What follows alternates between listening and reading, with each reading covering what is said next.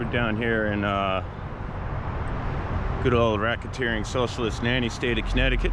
Let's see if these people respect our First Amendment rights, our right to film our state employees in their official capacity.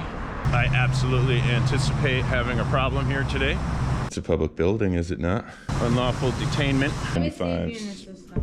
Yeah, unlawful arrest. Thank you. I should be.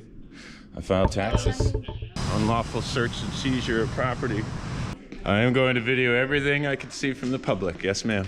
I'm willing to go ahead and get arrested to stand up for our rights and educate the public. Somebody's got to do it, right? I'm looking for some answers here. Just looking to make sure that my rights are respected. More important.